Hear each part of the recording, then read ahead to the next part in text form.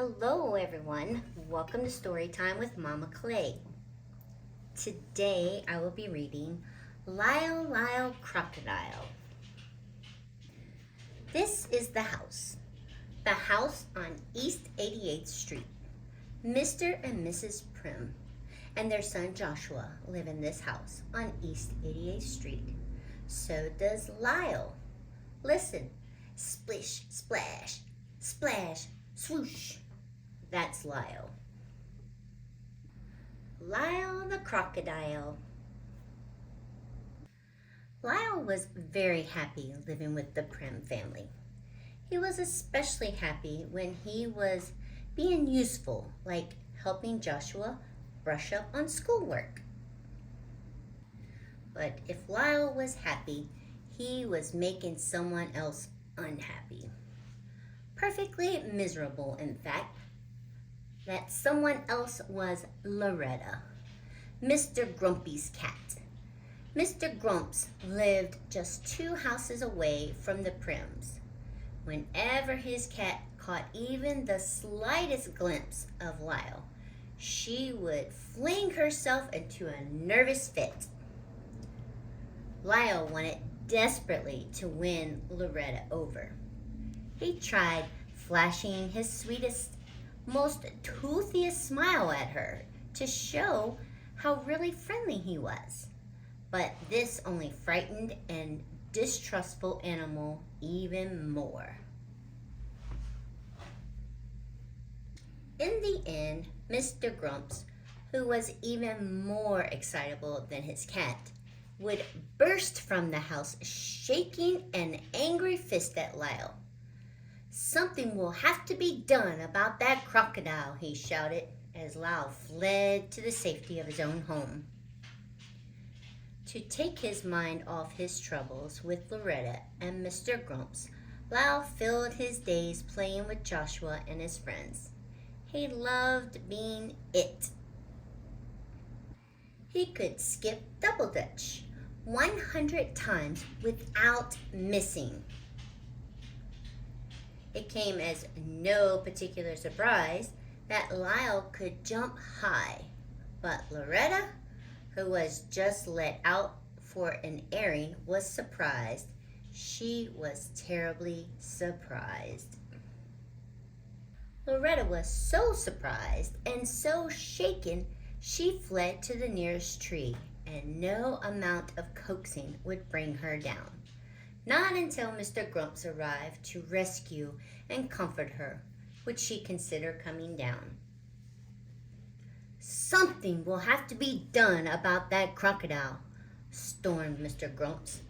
Now Mr. Grumps was really furious. Now he knew he would be snappy, irritable, and impossible to live with when he returned to his job in the big department store the following day.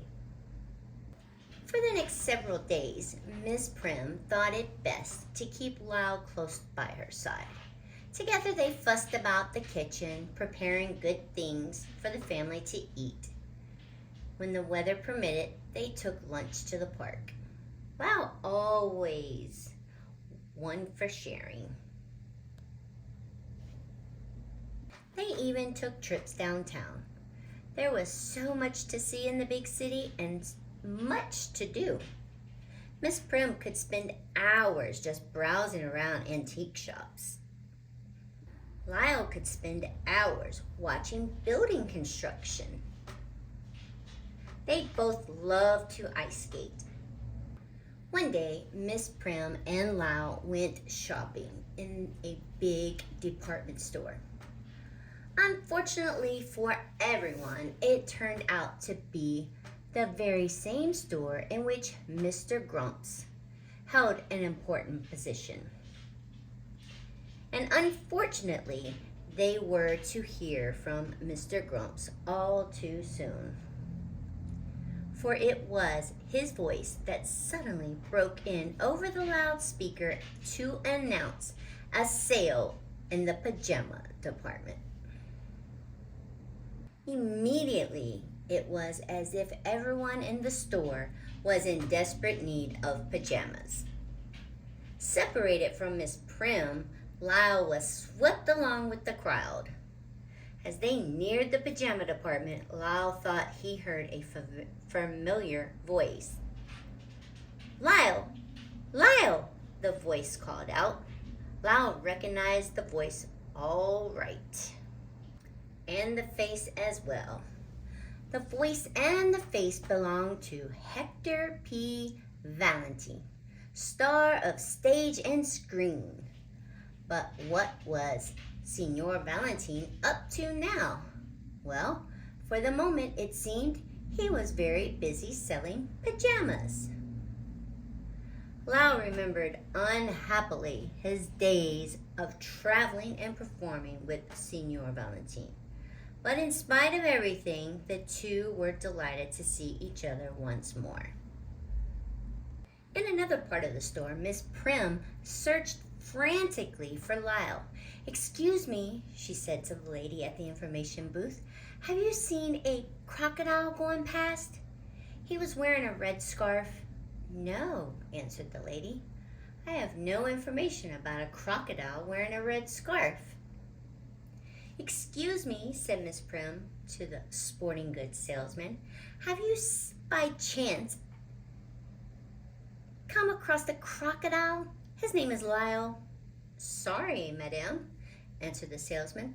"I have not come across any crocodiles named Lyle today."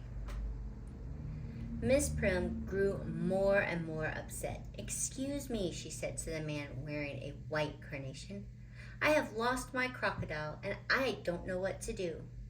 Whatever the man answered, Miss Primm never heard it, for his voice was lost in a chorus of other voices shouting, "More! More!" Those voices belonged to the huge crowd of shoppers surrounding Hector Valentine and Lyle, because they had an audience, and because Signor Valentine could not resist showing off, he had persuaded Lyle to join him in a free performance of their old stage act. "More! More!" the surprised but delighted shoppers called out, forgetting all about wanting to even needing pajamas. Miss Primm caught up with them just in time to hear still another voice, charged with fury, shout, "What is going on here?" This was Mr. Grumps. And when Mr. Grumps saw what was really going on, his face turned red, blue, and purple with rage. "Madame," he gasped, we do not permit crocodiles in this store, you know.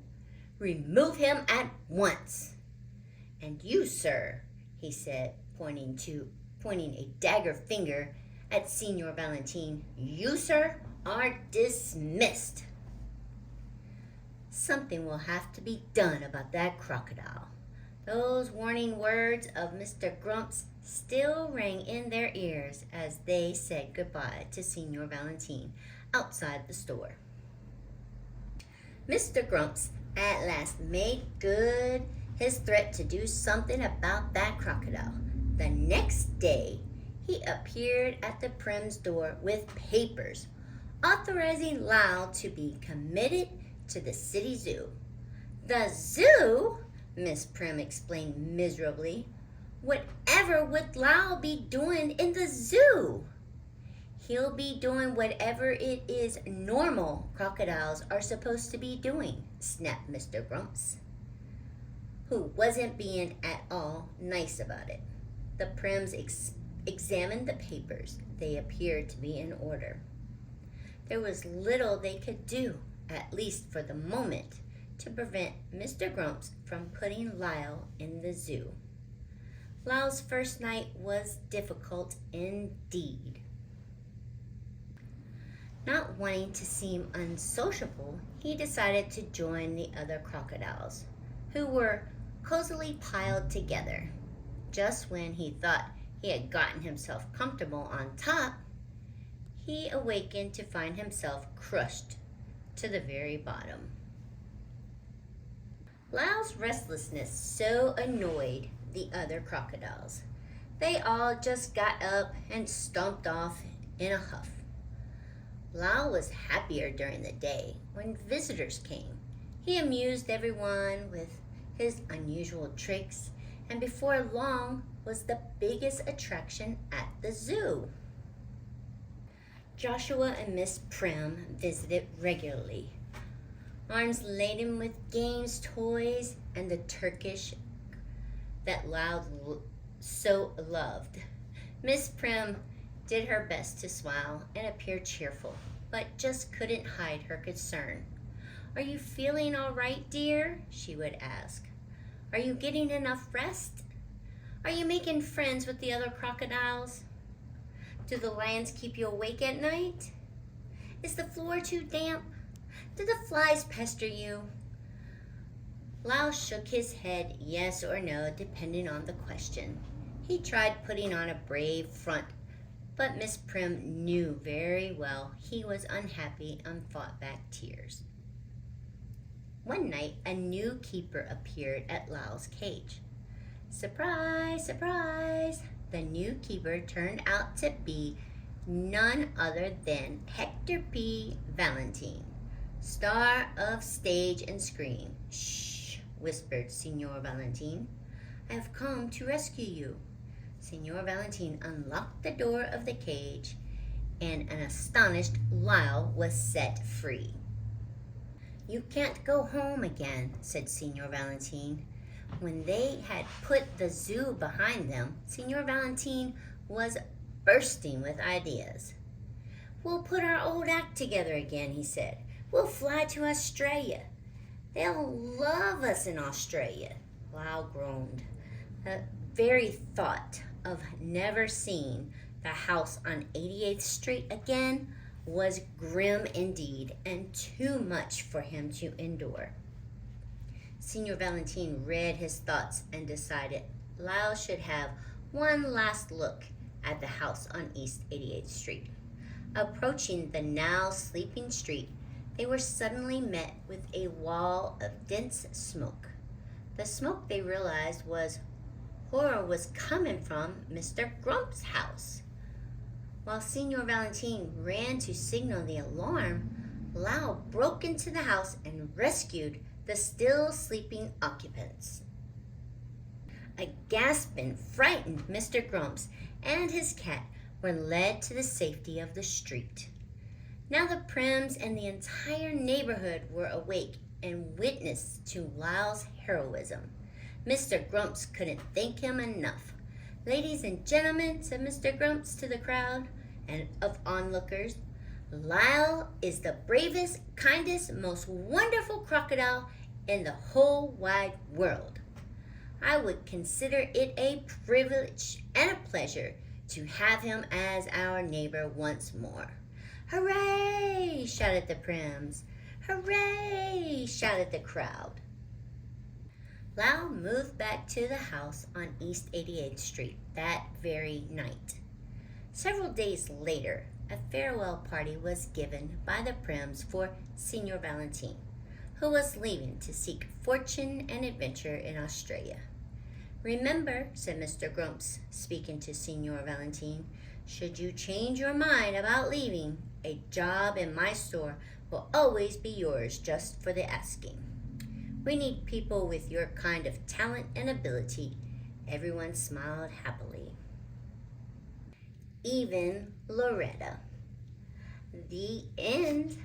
I hope you all enjoyed Lyle Crocodile. Continue to come back for more stories and adventures with Mama Clay. Until then, happy reading!